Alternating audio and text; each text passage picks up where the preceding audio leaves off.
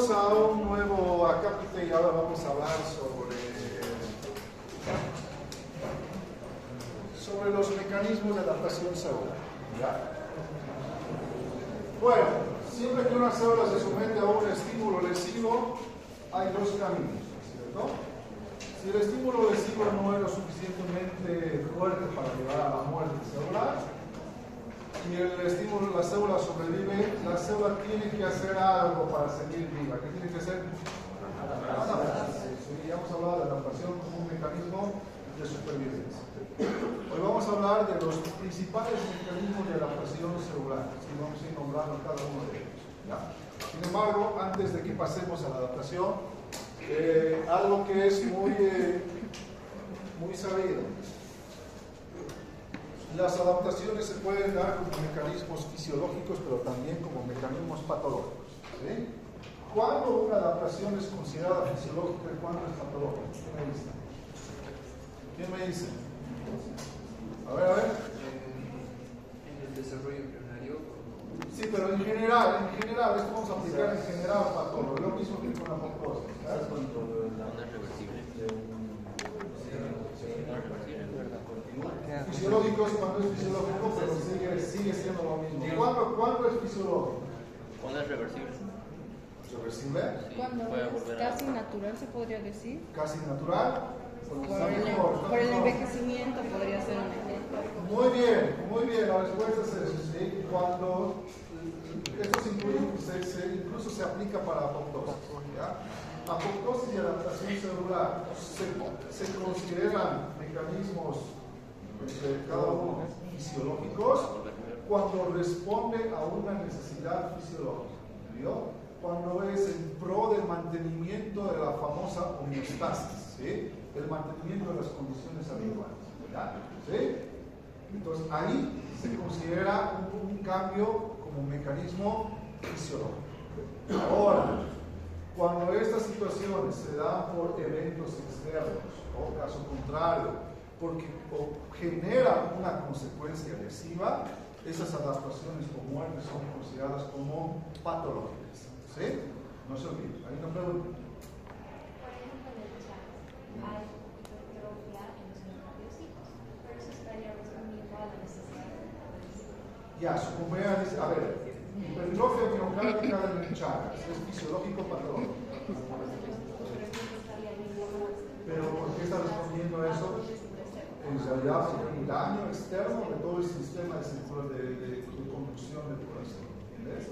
Entonces es una adaptación patológica. ¿Sí? Por eso, cuando es consecuencia de algo externo o genera algún tipo de lesión, se considera patológico. Ya, entonces ahí va la respuesta. Sí, a veces nos traen cuestiones para pensar, ¿cierto? Pero ya está. Fíjense, estos son los principales mecanismos de adaptación celular que nuestros tejidos pueden sufrir ante diferentes tipos de estímulos. ¿Ya? La hipertrofia, la hiperplasia, la atrofia y finalmente la metaplasia. Vamos a describirlos cada uno. ¿Sí? Hipertrofia es considerado como un incremento del volumen de un órgano tejido. ¿Consecuencia de qué? ¿Consecuencia de qué? ¿Consecuencia de qué? No, órgano crece, ¿por qué? Porque sus células aumentan de volumen, sin incrementar el número. ¿Entendido? ¿Sí? Entonces no se olviden, en los procesos hipertróficos, un órgano entero va a aumentar de volumen porque sus células mismas lo hacen. ¿Ya? Pero sin existir incremento del número de células. ¿Sí? Este incremento de tamaño de sus células pues está dado porque generalmente incrementan sus elementos intracelulares, proteínas y otros tipos de elementos. ¿Ya? Como ustedes pueden ver, las hipertrofias se pueden dar en condiciones fisiológicas pero también patológicas. ¿Sí? Eventos fisiológicos donde se da, por ejemplo, la hipertrofia. ¿Cuáles son? ¿Cuál? El ejercicio. El clásico ejemplo de hipertrofia fisiológica es cuando usted se somete a un movimiento repetitivo, su cuerpo necesita hacer ese movimiento y ¿qué ocurre? Los músculos se hipertrofian. ¿sí? En teoría la hipertrofia muscular ha nacido como un mecanismo fisiológico porque antes teníamos que correr detrás de nuestra comida, ¿cierto? Y si no éramos capaces de hipertrofiar nuestros músculos que nos desplazaban, obviamente nos quedábamos sin comida, ¿sí? Obviamente ahora lo utilizamos con otros fines, pero el fin original de la hipertrofia muscular en el ejercicio es ese, ¿sí? Hacernos más capaces para algún tipo de funcionamiento o algún tipo de... ¿ya? El corazón de los atletas, igual, ahí podemos discutir que es fisiológico que el corazón se haga grande en un atleta. Lo mismo, el atleta tampoco es para ser atleta. Antes se trataba de sobrevivir, tenías que correr detrás de tu chiquito para comerlo, ¿no es cierto? ¿Sí? Y si no podías alcanzar ese mecanismo, pues te morías de hambre. No solamente los músculos se hipertrofian, también el corazón para aumentar el gasto cardíaco y hacer más eficiente la carrera. Muy bien, pues también es un evento fisiológico, ¿ya? La hipertrofia miocárdica del atleta. Ahora, gran parte de los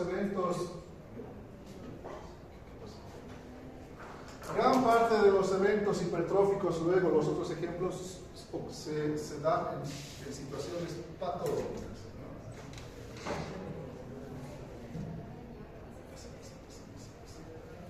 Vas a quedar sin auto, Lo llevaron a bienestar estudiantil.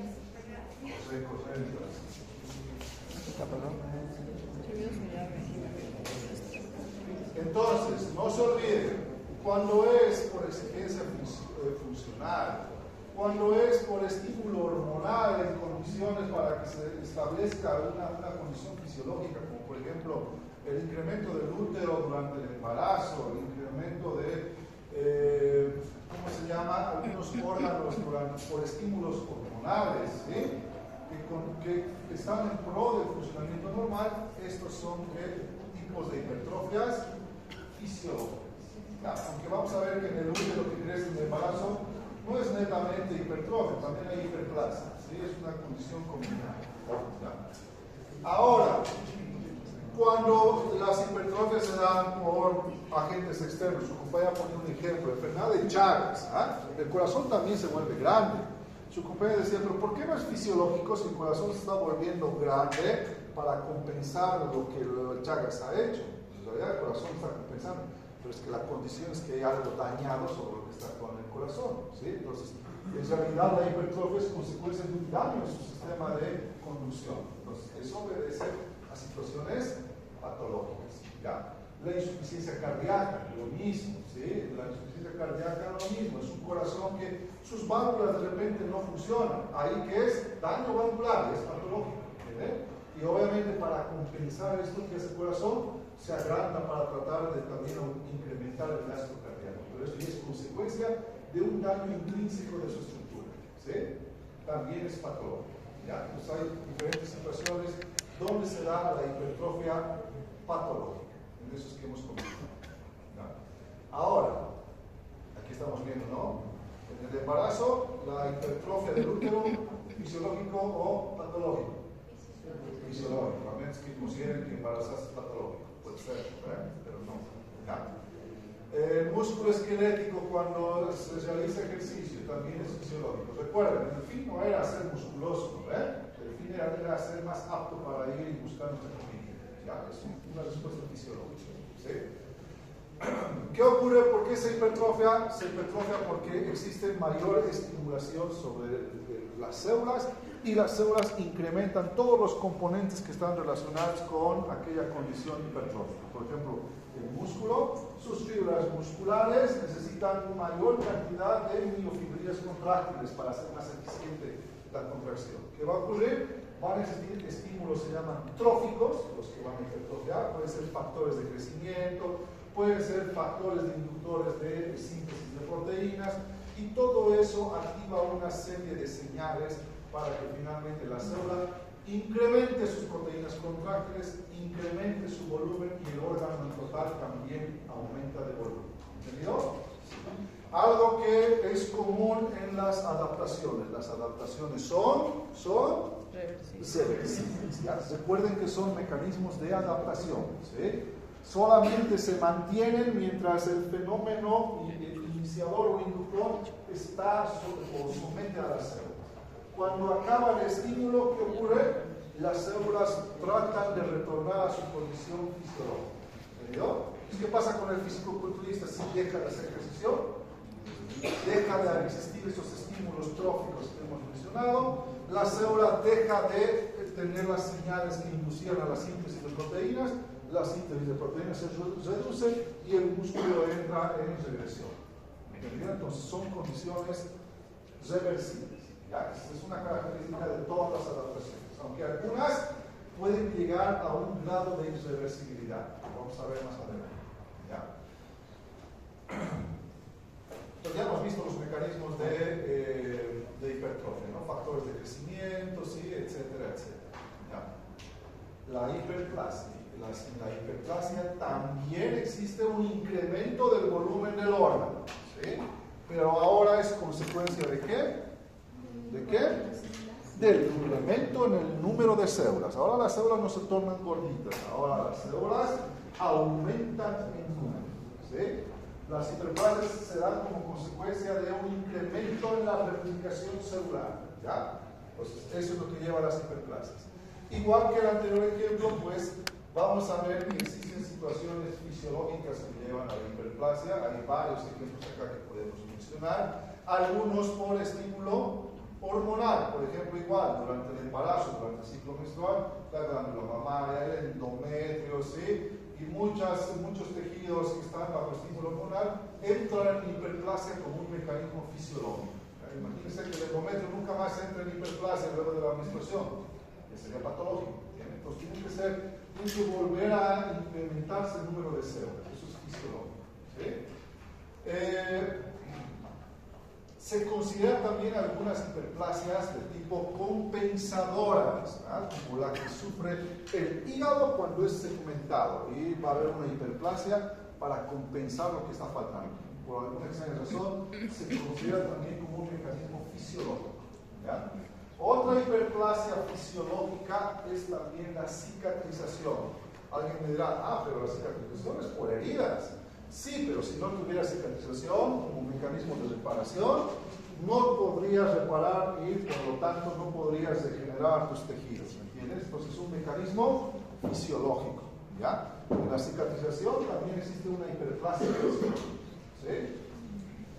Son algunos ejemplos de hiperplasias. Ahora, patológicas pues también hay un montón. Y la que más miedo da de las hiperplasias patológicas, ¿qué se llama? ¿Qué se llama? ¿Cuál es la hiperplasia patológica más peligrosa? Cáncer. ¿Qué ocurre en el cáncer?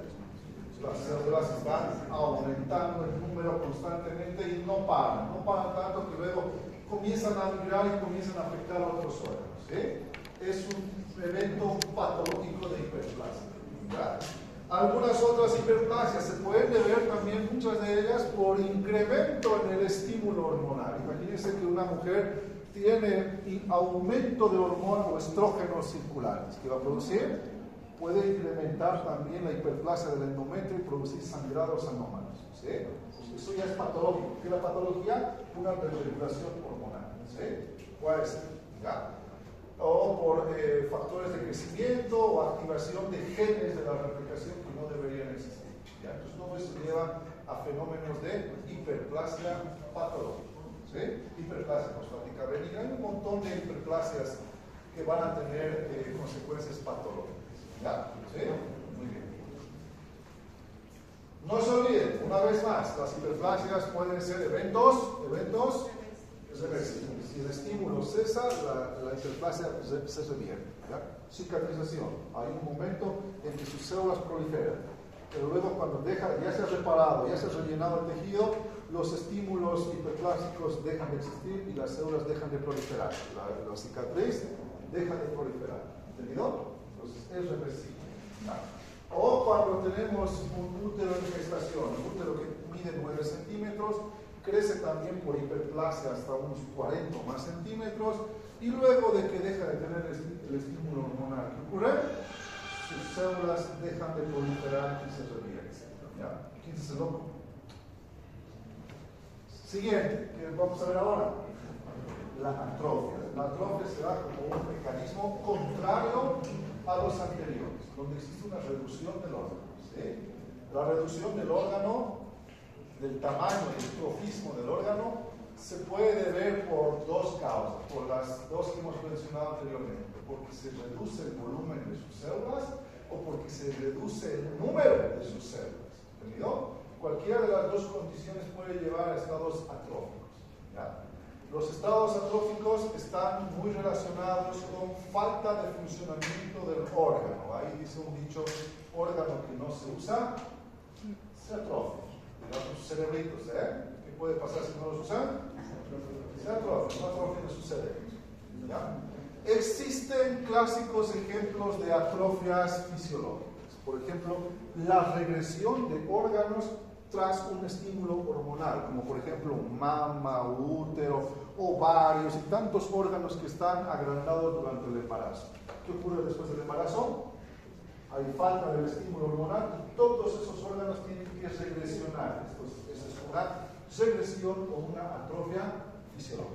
¿Sí? El notocordo, que es un tipo conducto que se encuentra en toda nuestra médula espinal, como desarrollo embrionario, también ese notocordo tiene que atrofiarse y desaparecer porque no debe formar parte de mi estructura fisiológica. ¿Ya? O el conducto tiroidoso, que es un conducto que va desde la base de mi lengua hasta donde se localiza la tiroides, ¿sí? Que marca la migración de su glándula tiroides. Una vez que la glándula tiroidea ha llegado hasta donde tiene que llegar, este que era un conducto debe atrofiarse y desaparecer para no tener ningún tipo de consecuencia. ¿Ya? Entonces, esos son eventos fisiológicos ¿de qué? De atrofia. ¿Sí? Pero también se puede dar de forma patológica. En la parte patológica, los órganos pueden atrofiarse por cualquiera de estas condiciones.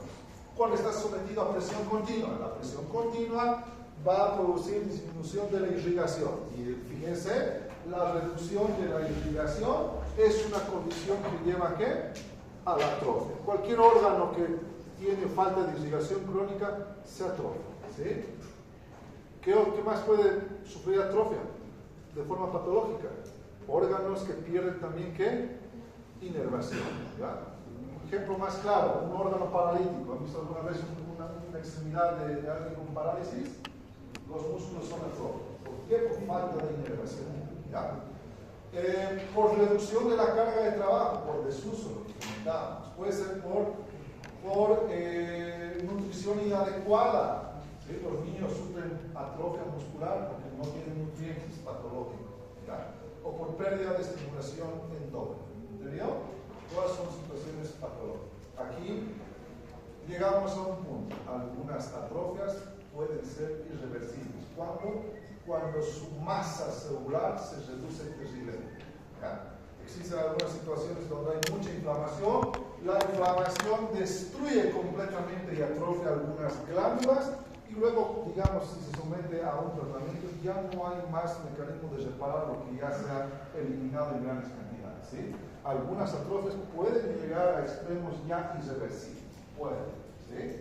Aunque en general las atrofias tienden a ser también reversibles. ¿Entendido? Muy bien. Atrofia ya está. ¿Sí? Aquí un testículo atrófico, estos testículos. Este es normal y este es ¿qué? Atrófico. Puede ser porque no tiene una buena irrigación, por ejemplo, en la criptorquidia. Hay un compromiso en la irrigación del testículo. ¿Qué va a pasar con el testículo? Se atrofia. ¿Sí? Y sus componentes también son se eliminan. En la atrofia, a diferencia de la hipertrofia, las células se atrofian porque pierden sus componentes o porque las células mismas van desapareciendo. ¿Ya? Muy bien. Otra adaptación, ¿cuál es? La metaplasia. ¿Qué es la metaplasia? ¿Qué es la metaplasia?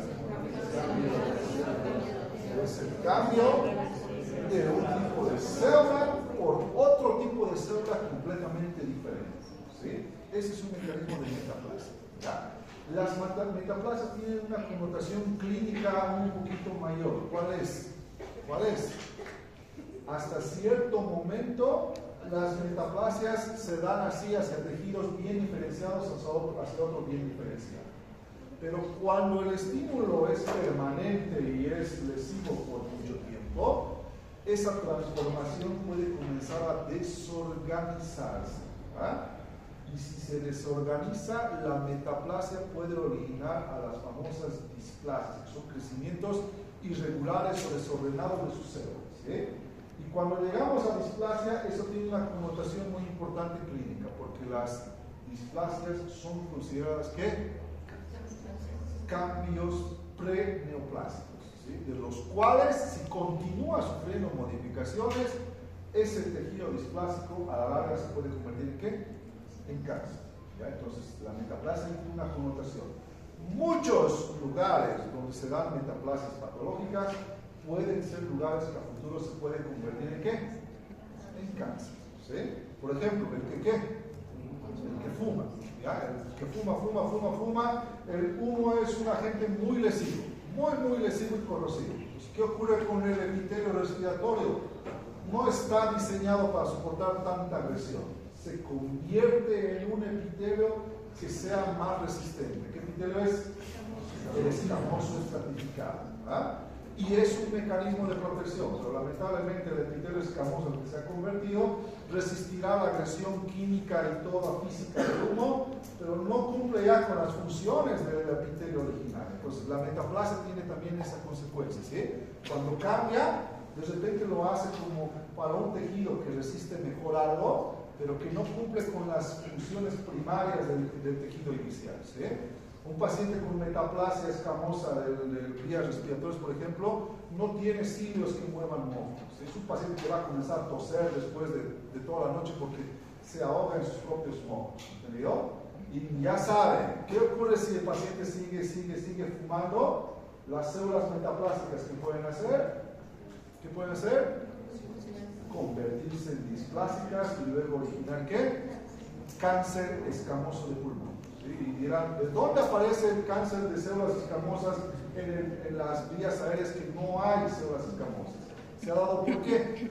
Por metaplasia, ¿ya? Lo mismo, cálculos en las vesículas biliares, lo mismo. El epitelio biliar tiene un epitelio columnar, ¿cierto? Y se encarga de absorber y formar y compactar a la bilis. ¿Qué pasa si hay un cálculo que lo agrede mecánicamente de forma continua? El epitelio no está diseñado para eso. ¿Qué ocurre? ¿Sufre qué? Sufre metaplasia. ¿Y cuál es el epitelio otra vuelta de mayor resistencia? El epitelio escamoso, ¿sí? Otra vuelta, casi el principal epitelio de resistencia es el epitelio escamoso. Ya lo mismo pasa en la vejiga, si hay cálculo vesical, lo mismo, se produce una metaplasia escamosa. Ahora, el peligro, ¿cuál es? Si el cálculo sigue, ¿qué va a ocurrir? La metaplasia escamosa se puede transformar en displasia y luego en cáncer, ¿ya? Entonces, ahí es donde aparecen cánceres con un fenotipo que no debería pertenecer al órgano. Seguramente se originó de qué? De metaplasia, ¿entendido? Mucho ojo con eso, ¿ya? Pero esas son patológicas, todas son patológicas. Existen metaplasias fisiológicas, ¿ah? ¿Cuáles? ¿Qué metaplasias son fisiológicas?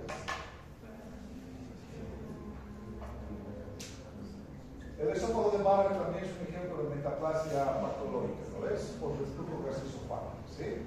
El epitelio escamoso, ahí es la metaplasia diferente. El escamoso se convierte en ¿qué? En intestinal, ¿no? Porque se somete tanto a la acidez gástrica y el escamoso ahí sí no puede con la acidez gástrica, ¿sí? Necesita una cubierta de moco. Entonces, ¿qué ocurre?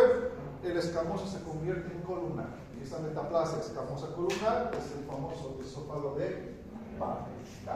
Ahora, existen fisiológicas. A ver, un ejemplo. ¿Qué?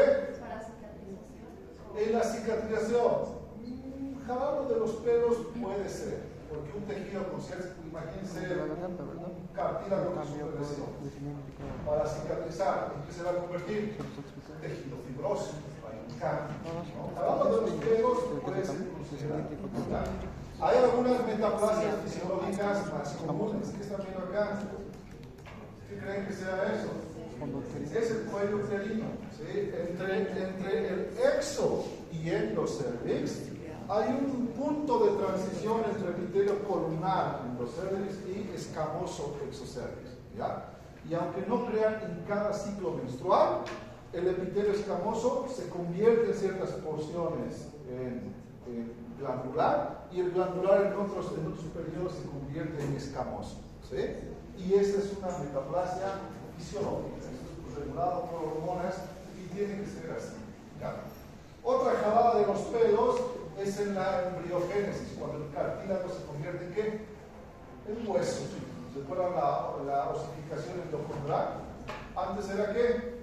Cartílago, luego se convierte en ¿qué? En hueso. También es una jalada de los pelos, pero también un tejido mesenquimal de un tipo se convierte, se transforma en otro tejido conjuntivo para como fines normales de desarrollo. ¿Entendido? Muy bien. Entonces, ¿está claro? ¿Sí? Las metaplasias, que son cambios de una célula diferenciada por otro tipo reversible. ¿Ya? Ahora les pregunto, ¿cuál es el mecanismo para que se dé la metaplasia? ¿Cuál es el mecanismo? ¿Qué tiene que existir? El estímulo nocivo, fisiológico, y luego, ¿qué va a hacer ese estímulo? Deberá producir una reprogramación genética o activación de células con características diferenciadas. ¿Sí? Ese es el peligro, o sea, se está jugando con la parte de reprogramación. Por eso es que las metaplasias, si se sigue jugando con la reprogramación puede fallar y se puede llevar a una reprogramación anómala, y puede llevar ahí a displasias, ¿no? Y si se sigue hurgando a la reprogramación, las mutaciones pueden llevar fácilmente ¿a qué? A cáncer. ¿Ya? Entonces, ahí el riesgo, ¿sí? Entonces, no se olviden. ¿Ya? Esta es la metaplasia escamosa fisiológica del cervix, donde el endocervix columnar se convierte en escamoso. ¿Ya? En el ciclo menstrual, el escamoso se convierte en columnar y el columnar en escamoso de forma continua en cada ciclo fisiológico. Muy bien. Ya saben, estos son ejemplos de metaplasias patológicas. La metaplasia en la cual el esófago se convierte en columnar, ¿qué se llama? Esófago de barro. Es la metaplasia escamosa columnar. El epitelio escamoso se convierte a columnar. ¿Sí? El del cigarro es contrario, se llama metaplasia columnar escamosa. En realidad el tejido es columnar, pero se transforma en ¿qué? En escamoso. ¿Entendido? Entonces se llama más o menos así a las metaplasias, ¿ya? Escamoso columnar o columnar escamoso. ¿Sí? Ahí están viendo. Una otra causa de metaplasias, que es la deficiencia de vitamina A. Está muy bien documentado que la vitamina A es una vitamina que participa en la diferenciación celular. ¿Sí? Y cuando existen deficiencias graves de vitamina A, las células no cuentan con este factor para diferenciación. Pues, ¿qué puede ocurrir? Pueden sufrir metaplasia. ¿Sí? La conjuntiva puede sufrir metaplasia por falta de vitamina A. Se han reportado casos en los cuales algunos tejidos tienden a sufrir más metaplasias también en ausencia de vitamina A. ¿Entendido? Muy bien. ¿Ya? Y no se olviden cuál es el mecanismo de la metaplasia. Reprogramación de las células madre que tienen que transformarse en una u otra célula. ¿Sí? Eso es lo que la hace complicar. Pasamos al último acápite de este capítulo, acumulaciones intracelulares. ¿Ya? Finalmente, aparte de las adaptaciones, nuestras células y nuestros tejidos pues, pueden comenzar a acumular productos químicos de forma anómala. ¿Sí? Lo pueden hacer. ¿Ya? Entonces, fíjense, primeramente, las sustancias que pueden acumularse en nuestros tejidos pueden ser sustancias celulares, entre comillas, normales, entre ellas puede ser agua, lípidos, ¿no? ¿Qué más están viendo ahí? Carbohidratos o proteínas, incluso algunos pigmentos, ¿ya? Pero también pueden ser acúmulos intracelulares, sustancias anormales que no deberían tener o formar parte de las células. Dentro de ellos, minerables que no se pueden digerir, ¿sí? O productos de algunos agentes infecciosos que pueden permanecer dentro de las células y no se las eliminan adecuadamente. ¿Ya? ¿Sí?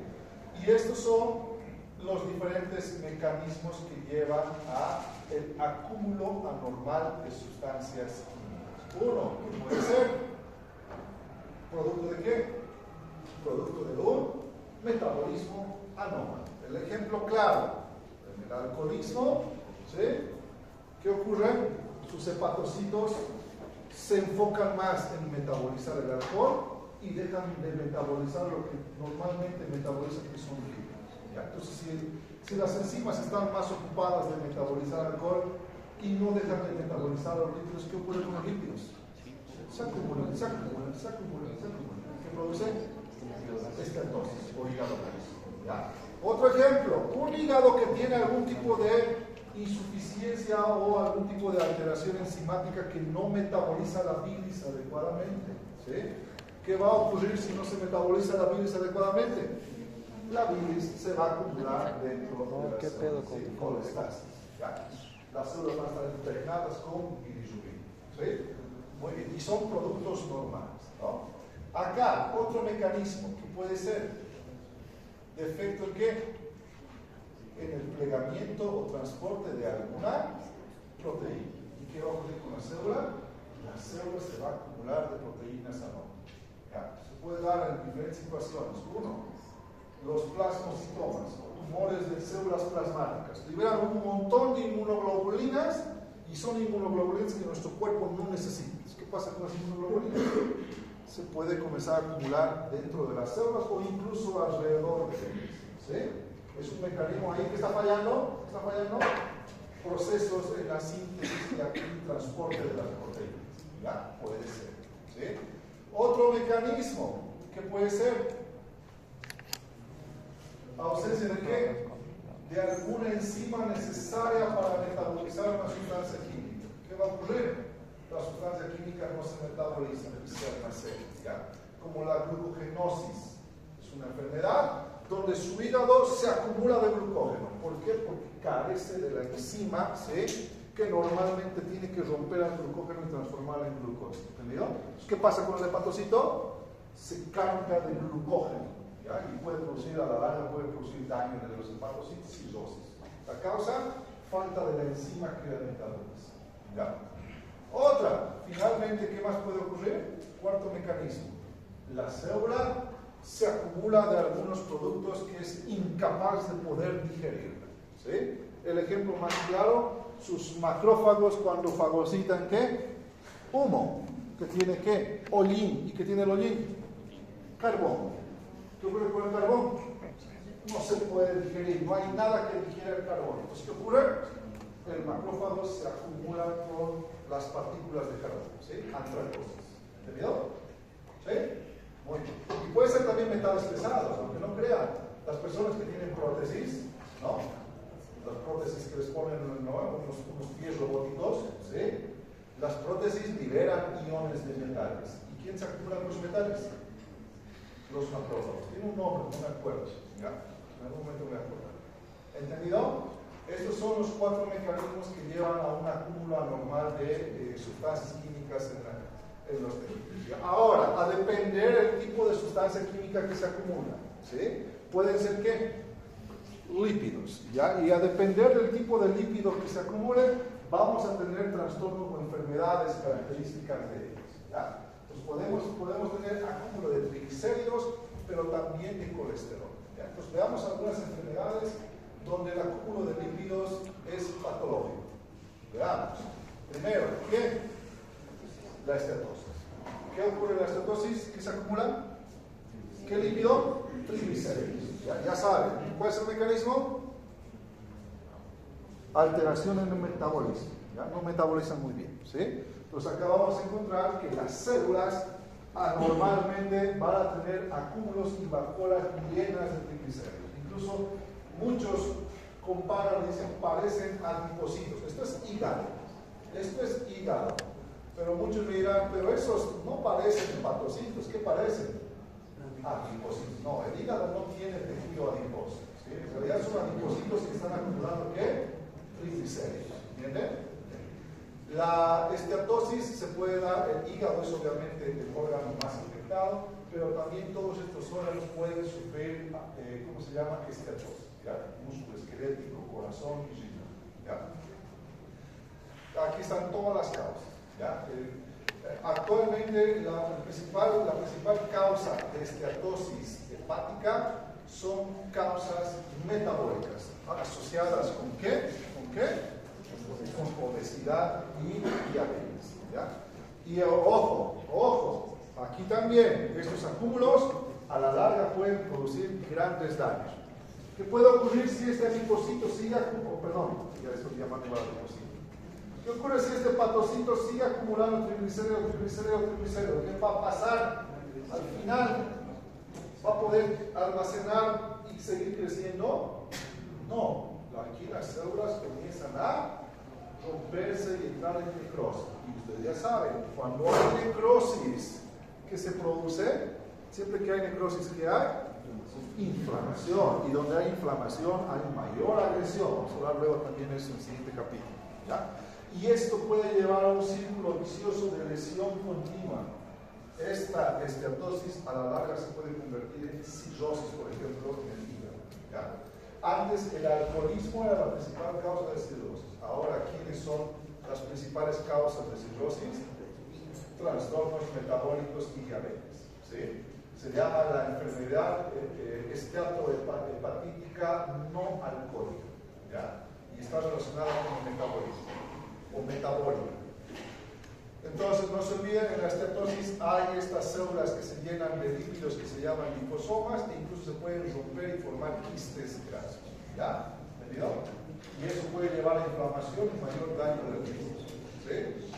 Muy bien. Ahora, también se puede acumular ¿qué? Colesterol y genera otras enfermedades. La que afecta a los vasos sanguíneos, ¿qué se llama? Aterosclerosis. ¿Qué se acumula ahí? ¿Ah? Eso, se van a formar placas de ateroma que contienen colesterol. ¿Ya? Se llama entonces aterosclerosis, se afecta a la pared del vaso. Se llama xantomas o santomas cuando se acumulan los líquidos conjuntivos, también se acumula colesterol. Se llama colesterolosis cuando se acumula colesterol en la lámina propia de la vesícula biliar. Esta es una vesícula biliar. ¿Ven esos puntitos? Son pequeños pólipos llenos de colesterol. ¿Ya? Y hay una enfermedad también, ¿sí? Ojo, estas tres estarán relacionadas con ¿qué? Con incremento en la ingesta de ¿qué? De colesterol, ¿no? Obviamente, mucho colesterol en la ingesta va a llevar fácilmente a que el paciente desarrolle aterosclerosis o alguna falla en el metabolismo de lipoproteínas. Puede llevar también a la formación de xantomas o colesterol. ¿Ya? Y afecta generalmente a personas adultas con hábitos, con ese tipo de hábitos. Esta no. ¿Qué se llama esta enfermedad? La enfermedad del Niemann-Pick tipo C es un trastorno genético donde no hay una enzima que metaboliza el colesterol. ¿Qué va a ocurrir con el colesterol? Se acumula en todos los tejidos, incluyendo el cerebro. ¿Ya? Y los pacientes ya desde infantes tienen trastornos. ¿Entendido? Es una anomalía congénita de acúmulo de ¿qué? De colesterol. En estos tres primeros casos es muy común encontrar esto que estamos viendo acá. Ven que son unas células grandes y que tienen un citoplasma medio granular, medio espumoso. Son macrófagos. ¿Sí? Entonces, ocurre algo. Siempre que hay acúmulo de colesterol fuera de las células, esto no es normal y es interpretado por los macrófagos como cuerpo extraño. ¿Qué hacen los macrófagos? Son reclutados y comienzan ¿a qué? A comerse y fagocitar a los lípidos. ¿Ya? Y estos macrófagos que están llenos de partículas de lípidos se llaman células espumosas. ¿Sí? ¿Qué son las células espumosas? Macrófagos llenos de ¿qué? De partículas de colesterol, que se las han comido porque el colesterol se está acumulando normalmente ahí. Es muy común que en la aterosclerosis, en los xantomas y en la colesterolosis encontremos macrófagos espumosos, ¿ya? O células espumosas. ¿Entendido? ¿Qué es eso? ¿Dónde es eso? Se pueden acumular también ¿qué? Proteína dentro de la célula. ¿Ya? Sí. Puede deberse a una absorción excesiva o un mal transporte de las proteínas o a una síntesis exagerada de ellas. ¿Ya? El ejemplo más claro es también esta célula. ¿Ven esas burbujitas? Cada burbujita es un acúmulo de proteínas. Esta es una célula plasmática. Y esos son los cuerpos de Russell. ¿Recuerdan la enfermedad de células plasmáticas que les dije? Que acumulaba mucha proteína. Aquí está. ¿Sí? Es una célula plasmática. Libera tanta inmunoglobulina que se llena de proteínas dentro de su citoplasma. Y forman estos cuerpitos que se llaman cuerpos de Russell. ¿Sí? Un paciente con insuficiencia renal, sus células del túbulo contorneado proximal también puede acumular anómalamente mucha proteína. ¿Sí? ¿Eso es por qué? Porque absorbe de forma excesiva. El glomérulo suelta mucho aminoácido, la célula trata de rescatar y absorber y al final se llena de proteínas. ¿Sí? Y también puede formar acúmulos anormales de proteínas. ¿Entendido? Listo. Ya está. Aquí están los riñones. Ven que están más rojos, más rosados y granulares. Están llenos de proteínas. Eso se da en situaciones como insuficiencia renal. ¿Ya? Y finalmente tenemos que el cambio hialino. Cuando llamamos cambio hialino es cuando una célula o tejido adquiere una configuración homogénea rosada. Se acumulan proteínas muy finitas y le da ese aspecto rosado. ¿Ya? Ahí vemos los cuerpos de Russell, los túbulos proximales, las inclusiones virales también pueden hacer esto. ¿Sí? Ya está. ¿Ya? Miren. Aquí están llenas de este material eosinófilo. Proteínas, son proteínas también mal plegadas o no funcionales que se acumulan. Y se llama cambio hialino. Glucógeno también se puede acumular en diabetes mellitus, pero también en enfermedades genéticas donde no se metaboliza el glucógeno, como la glucogenosis. Es una enfermedad específica. ¿Ya? Muy bien. Y finalmente, ¿qué más se pueden acumular? Pigmentos. ¿Ya? Los pigmentos pueden ser endógenos. ¿Qué pigmentos son endógenos? Melanina, ¿qué más? Lipofuscina, ¿qué más? Hemosiderina, bilis, ¿sí? Y en algunos casos incluso mioglobina se puede acumular anormalmente. En situaciones de hemorragia crónica, la hemosiderina se va a acumular más y forman unos cristales naranjas en las células. ¿Sí? Cuando existe anomalía en la producción de melanina, puede llevar a las famosas melanoses. ¿Han visto personas con manchas en la cara? Eso es por un incremento en la producción de ¿qué? De melanina. Si hay un tumor de melanocitos productor de melanina, ¿qué va a generar? Una masa también llena de melanina. ¿Sí? Un melanoma puede ser negro, ¿ya? Aunque algunos pueden no tener ninguna coloración. ¿Sí?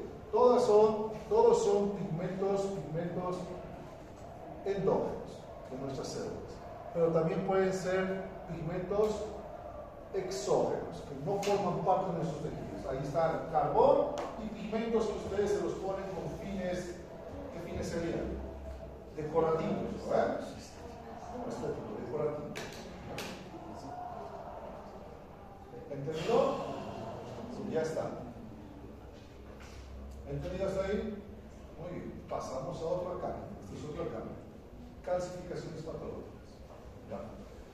Los tejidos, cuando se someten a algunas situaciones de muerte celular o estados de hipercalcemia, pueden sufrir un incremento y un depósito anómalo de cristales de fosfato cálcico. ¿Sí? Y a estos los vamos a llamar como calcificaciones patológicas. ¿Ya? Clásicamente las calcificaciones patológicas van a ser de dos tipos. ¿Sí? Una se va a llamar distrófica y la otra se va a llamar metaplástica. ¿Entendido? ¿Qué se llama? Perdón, es metaplástica. Mis neuronas están cruzando por ahí. Ya estoy en modo automático. Las calcificaciones distróficas se van a dar como consecuencia o en lugares donde ha existido muerte celular. ¿Sí? ¿Ya? Entonces, donde yo encuentre sitios de muerte celular y adyacente a ellos encuentre estos focos de calcificación que están viendo acá, estas cositas, estas manchitas más rosadas, esas son las calcificaciones. ¿Sí? Ahí están agregados fosfatos, minerales, magnesios, etc. ¿Sí? ¿Por qué se da la calcificación en lugares de muerte? ¿Por qué? Porque cuando las células se van muriendo por necrosis, ¿qué dijimos que se rompen?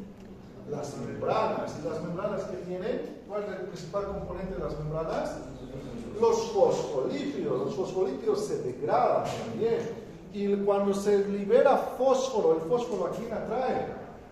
Al calcio, y estos puntos donde el fósforo y el calcio se van uniendo, se van cristalizando y se van convirtiendo en ¿qué? En puntos de calcificación. ¿Ya? Y estas calcificaciones asociadas a muerte celular se llaman calcificaciones distróficas. ¿Entendido? ¿Sí? Ya está. ¿Ya? Ahora, este otro tipo de calcificaciones, ¿qué se llaman? Calcificaciones metastásicas, se dan como consecuencia no de muerte celular, no están asociadas a tejido, a muerte de tejido, sino más bien a estados de ¿qué? De hipercalcemia. ¿Ya? Entonces, cuando la persona tiene un estado de hipercalcemia y hay mucho calcio circulando, este calcio puede comenzar a precipitarse en los tejidos y comenzar a formar concreciones o calcificaciones. ¿Ya? Incluso en algunos casos se puede convertir en hueso de verdad. ¿Sí? ¿Qué se llama eso? Calcificación metastásica. Entonces, ¿con qué está asociada la metastásica? Hipercalcemia. ¿Qué situaciones pueden llevar a hipercalcemia? Todas estas. ¿Sí? Destrucción de hueso continuo. Puede ser un cáncer que está destruyendo hueso. Y si se destruye el hueso, ¿qué se libera? Calcio. El calcio aumenta en niveles. ¿Ya? Aumento tumores o hiperplasias de las glándulas, ¿sí? Que liberan ¿qué? Hormona paratiroidea, que también va a incrementar los niveles de calcio en la sangre. ¿Ya? Insuficiencia renal, que los riñones no pueden controlar el calcio y el calcio se absorbe de más y se acumula. ¿Sí? También. O en trastornos también con vitamina D, donde también aumenta la absorción de calcio en todos los niveles. ¿Entendido? En todas estas situaciones, ¿qué se va a producir? ¿Qué se va a producir? Hipercalcemia. Y esta hipercalcemia finalmente puede llevar a ¿qué? A calcificaciones metastásicas. Obviamente, entre una y la otra, ¿cuál creen que sea la más común? ¿Cuál es más común? ¿Las metastásicas o las distróficas? Las distróficas, ¿sí? Incluso en una herida antigua que ustedes tenían en la piel, ¿ah? Se puede producir calcificaciones distróficas. Se puede formar nódulos grandes, ¿sí? Porque se está calcificando. ¿Qué ha pasado? ¿Qué está pasando? ¿Qué es todo eso? ¿Ah? ¿Ruido? Acabamos con el envejecimiento celular. Es muy bien sabido que nuestros tejidos, nosotros envejecemos. ¿Ya? El envejecimiento celular hace referencia a un deterioro en las capacidades funcionales de nuestros tejidos. Eso es lo que va a pasar con todos nosotros cuando envejezcamos. ¿Sí? Es consecuencia de una serie de eventos, varios eventos que van acumulándose y van llevando a un disfuncionamiento celular paulatino. ¿Ya? Dentro de algunos de estos eventos está el acúmulo progresivo del daño celular. ¿Quién cree que está aquí involucrado? ¿Saben cuál es la principal causa de envejecer? Respirar. Así es, sí. El respirar genera en nuestras células radicales libres. ¿Ah? Y los radicales libres, ¿qué hacen? Hemos visto en la clase. ¿Qué causa? Estrés oxidativo, lesión de las moléculas, etc. ¿Sí? Y eso se va acumulando. ¿Ya? Otra causa del envejecimiento celular, ¿cuál es? Daño molecular. La replicación, había alguien que decía un ejemplo, ¿no? Nuestro ADN tiene que replicarse y formar copias todo el tiempo, ¿sí? Y puede ocurrir un acúmulo de pequeños errores a lo largo de todo esto. Es como sacar copia de la fotocopia, de la fotocopia, de la fotocopia, de la fotocopia. ¿Qué va a ocurrir? Paulatinamente, mientras más copias haya, va a acumular más, ¿cómo se llama? Interferencia. Molecularmente puede ocurrir eso. Es un acúmulo continuo de algunos daños. ¿Ya? Y otra causa que está asociada también con el envejecimiento, ¿qué es? ¿Qué significa senescencia celular? Nuestras células no tienen la capacidad de replicación ilimitada, tienen límites de replicación, ¿sí? Y a medida que nuestras células no van a tener una capacidad ilimitada de replicación, van a ir concluyendo con sus ciclos. Y eso va a ir acabando también ¿con qué? Con la carga de células que tenemos. Entonces, todo eso lleva a que nuestros tejidos vayan envejeciendo. ¿Entendido? ¿Sí? Lamentablemente no hay de otra. ¿Será que en algún momento vamos a ser inmortales? Yo creo que sí, pero va a ser cuando transfieran tu personalidad a una inteligencia artificial. Ahí sí. Ahí sí. Ya están haciendo, ¿no? ¿Eso? Ya están haciendo eso. Probablemente luego, de aquí a poco te mueras y te programen en un pendrive y listo, ahí vivas. Si te conectan. Entonces, esas son las causas del envejecimiento. Miren, una causa muy importante. ¿Quiénes son? El daño celular ocasionado por radicales libres. ¿Ya? Las especies reactivas. ¿Sí? ¿Quiénes determinan la senescencia celular? ¿Quiénes son? Los telómeros. Acuérdense de los telómeros. En cáncer vamos a volver a hablar. ¿Sí? ¿Recuerdan dónde están los telómeros? En los extremitos del cromosoma, ¿no ve? Y cada que una célula se divide, ¿qué pasa con el telómero? El telómero también se divide a las células hijas, ¿ya? Pero ocurre que para que la célula se divida, se necesita del telómero divisible. ¿Qué ocurre cuando el telómero se acorta hasta un punto en el que ya no se puede dividir? La célula ya es incapaz de repartir sus genes y ahí concluye el ciclo de división celular. ¿Ya? Acuérdense de eso. ¿Ya? Hay una situación que activa a una enzima, la famosa telomerasa. ¿Has escuchado hablar de la telomerasa? ¿Qué hace la telomerasa? ¿Qué hace la telomerasa? La telomerasa repone el segmento perdido del telómero tras la división. Viene la telomerasa y le vuelve a reponer. ¿Sí? Este gen de telomerasa solo está activo cuando somos embriones. Ahí nuestras células tienen que proliferar de forma continua para que nos organicemos, se organicen nuestros órganos. Pero cuando nuestros órganos se establecen, la telomerasa deja de funcionar y no se expresa más. ¿Ya? ¿Y qué ocurre si una célula anómalamente activa su telomerasa? Sus células se pueden convertir en inmortales, ¿sí? Y las células pueden adquirir un potencial ilimitado de replicación, cáncer, ¿entendido? Puede pasar, ¿ya? Muy bien, entonces todo eso es lo que ocasiona envejecimiento celular. ¿Listo? Está, chin chin, chao chao. Capítulo 2, chao. ¿Ya?